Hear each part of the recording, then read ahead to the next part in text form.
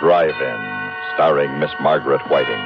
A tale well calculated to keep you in suspense.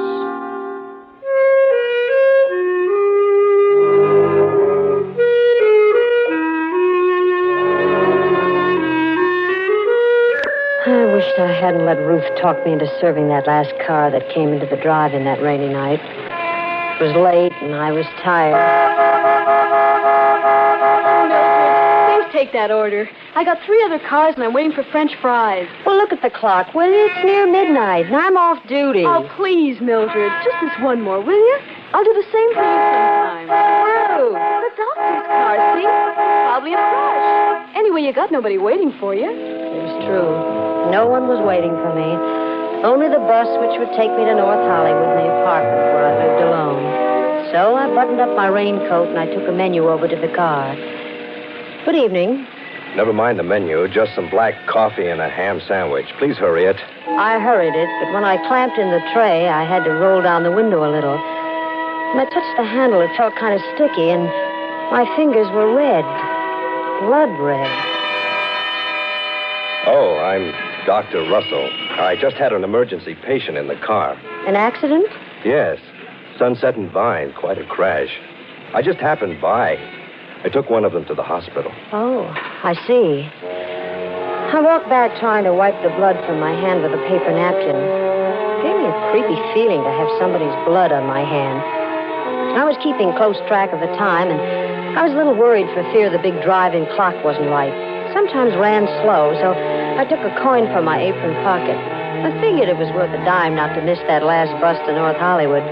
I walked over to the payphone, and I was about to drop the dime in when I looked out, and he was leaning on the horn and beckoning to me at the same time. Put the dime back in my pocket and hurried out to him. I'm sorry, but I'm in a hurry. I haven't time for this coffee to cool off. How much do I owe you? 40 cents. Here you are. I hope I didn't interrupt your phone call. Wasn't important, was it? No, I was just checking on the time. Didn't want to miss my bus. Well, there was a clock right over your head. It's usually wrong. I have the time. It's about 4 minutes to 12. Oh, I am going to miss it. What time does it leave? At midnight from Hollywood and Highland. Oh, hop in. I'm going right past there. Oh, wonderful. I'll just get rid of this stuff. All right. In my hurry to unhook the tray from the window, I gave it a jerk, and it fell crashing to the ground. Oh, darn. Ruth, please help me pick up these things, will you? I'm going to miss my bus. All right, Mildred, don't get shook. We picked the things up quickly, and Ruth took them to the kitchen.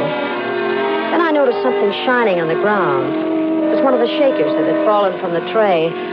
I picked it up, put it in my apron pocket, rushed over to the other side of the car, and got in. I suppose you're in a hurry because someone's waiting for you. No, I live alone, but I'd hate to walk all the way out to North Hollywood in this rain. You won't have to walk. This is very nice of you. I appreciate it. Not at all. Would you mind rolling up that window on your side? There's a draft. Of course. You can let me off at that corner over there. All right. Anywhere along here will be all right. This is fine. Hey, you're turning the wrong way. Am I? Yes. This goes out to Laurel Canyon. Does it? You thought you were pretty smart, didn't you? I don't know what you mean. Please, let me out of this car. You thought I wouldn't see you go to the phone. The phone? Well, I was calling about the time. Honest, I was. The time with that clock over your head? But I told you that clock's wrong sometimes. Besides, who would I call? Why should I call anyone about you? You were calling the police. No, honest, I wasn't. Why should I call the police? You know why. No, really, I don't. Because you saw it. So what? His blood. Whose blood? The blood of the man I just murdered.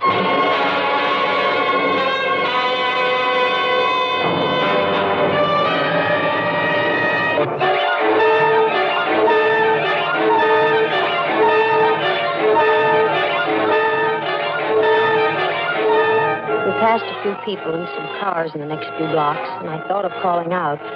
And then I knew why he told me to roll up the window when I'd first gotten into the car. And then we were at the mouth of Laurel Canyon, and I could see the road dark and lonely up ahead. Look, I didn't know anything about you. Honest, I didn't. Please let me go. You know something about me now? I won't tell anybody, whatever it is. I promise you I won't. A woman's promises.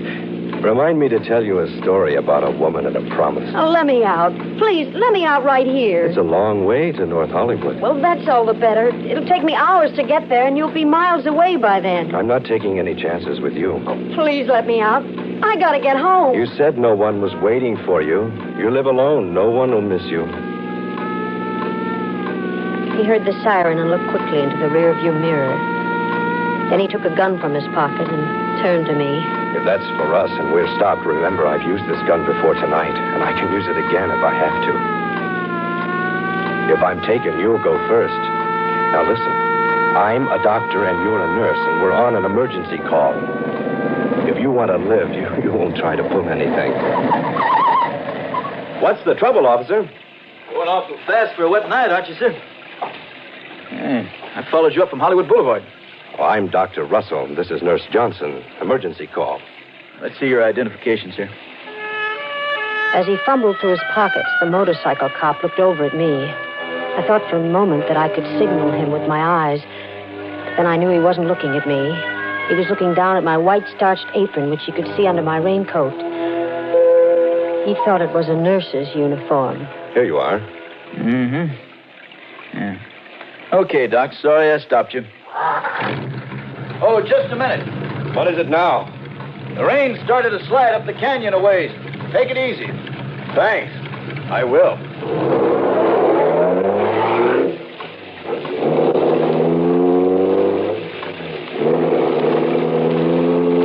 You're not Dr. Russell, are you? What do you think?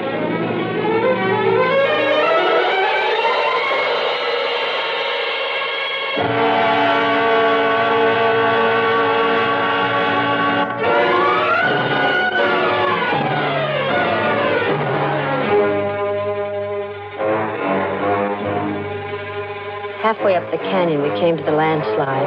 It wasn't a big one, but it had made a terrible mess of the road. He didn't slow down, and the car swerved crazily as it slipped from one side of the road to the other. Suddenly, it felt as though the whole rear end had left the pavement. I looked over at him. He was tense. His knuckles turned white as he clutched the wheel. He shoved the car into reverse. I prayed it wouldn't move. It didn't. We were stuck, hopelessly stuck. Of all the luck. Suddenly, the canyon was filled with light. A car had come around the curve behind us. This might be my chance. Remember, I still have this gun. Don't try anything. Hey, we're stuck here. Could you give us a push? How do you like that? Now I'll have to get out. I'll have to put something under the wheel. You stay here.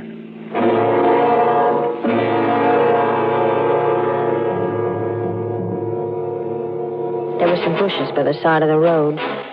If I could reach them, maybe I could run up the hill and hide until he went away. I carefully turned the handle of the door. I could see him in the rearview mirror. He was at the back of the car. I eased the door gently open. I put one foot out. I was just sliding out when I heard him behind me. You're not going anyplace. Come here. Give me that raincoat. Why? I need something dry to stuff under this wheel. But I... You won't be needing it. I hesitated a moment. He ripped it off my back, bent down, and stuffed it under the wheel. The gun. It stuck out of his back pocket. If I could get it. Oh, if I could lay my hands on it. I held my breath, and I reached out. It seemed so far. I finally touched it, and then I snatched it from his pocket. Give me that gun. I'm getting out of here. You can't stop me now. Can't I? No. You stay right where you are. I won't hurt you. All I want is to get home. I'm going, but if you try to follow me, You'll what? I'll kill you. I don't think you will. Yes, I will. You think I'm afraid. Aren't you? No. I don't care what happens to you. You're a murderer, and I'm going to tell the police. Now, you stay where you are. Don't come any closer. I'm not afraid. I'll shoot. Good thing I used them all up tonight. Now give me that gun and get in that car.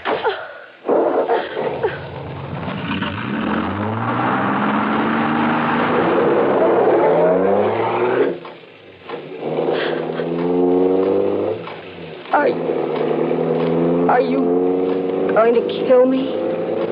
I've got to now.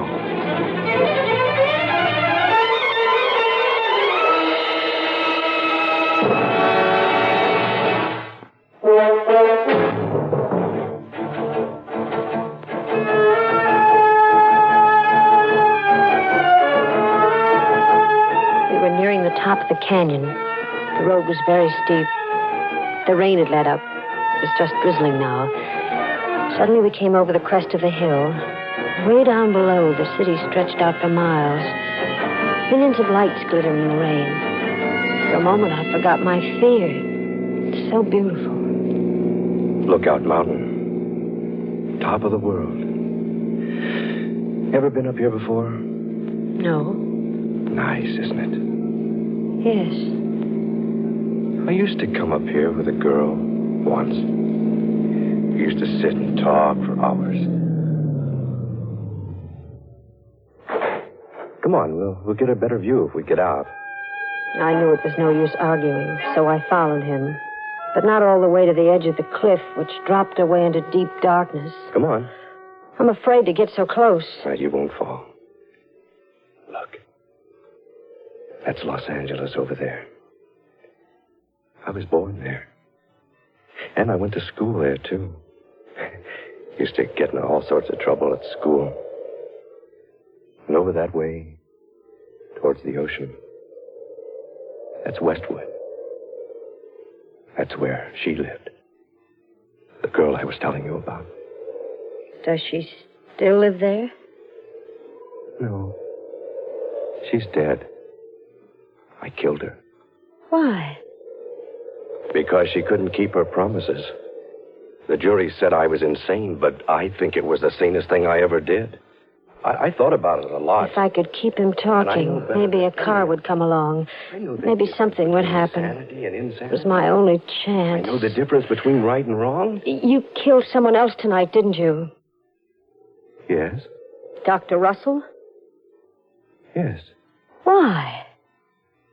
He was one of the men who said I was insane. But they'll catch you. Oh, no. No, they won't find the doctor for several days. Well, what are you going to do now? Kill you. I started to back away slowly. I'd made a mistake of reminding him of the present. My hands went instinctively to my apron pocket for something to defend myself with. I knew there was a pencil there. It was sharp. Maybe I could scratch him, hurt him some way with it, but when I reached for it, I felt something else instead. Something cold and hard. I was puzzled for a moment, and then I remembered. It was the shaker I'd picked up at the drive-in. You can't get away now. Then he started moving toward me. Me with only a pencil and a shaker to defend myself. It's too bad I came into that drive-in tonight. Well, why did you? Because I was hungry. I hadn't eaten for a long time. Well, weren't you afraid someone would see you? No alarm had gone out. Well, how did you know? I knew.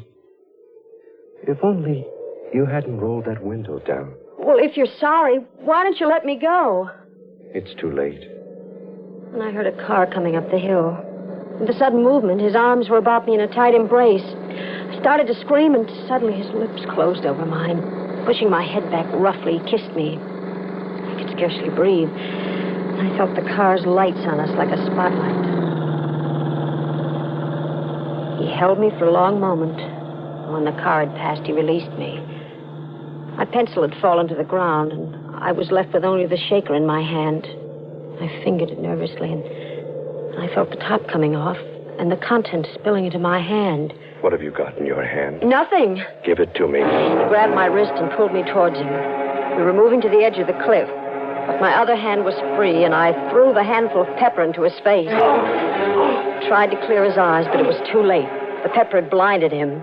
He lunged out for me. I stepped aside quickly, and he slipped in the mud. His hands went out to steady himself. He clawed frantically at thin air. And then he fell over backwards, over the edge, to the darkness below. Then my legs wouldn't support me. I sank into unconsciousness.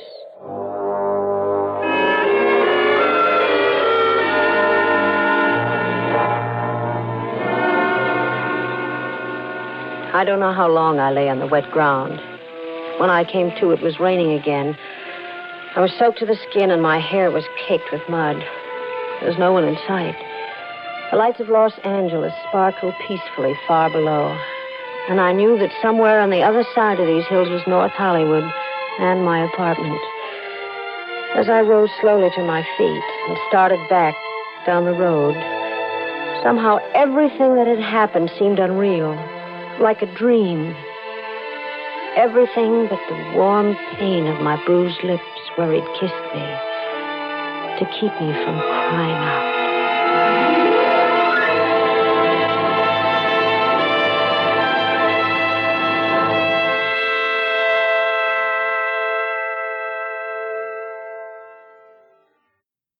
Suspense, in which Margaret Whiting starred in William N. Robson's production of Drive-In, written by Mel Dinelli. Writing in tonight's story were Gail Lucas, William Wintersall, and Norm Alden.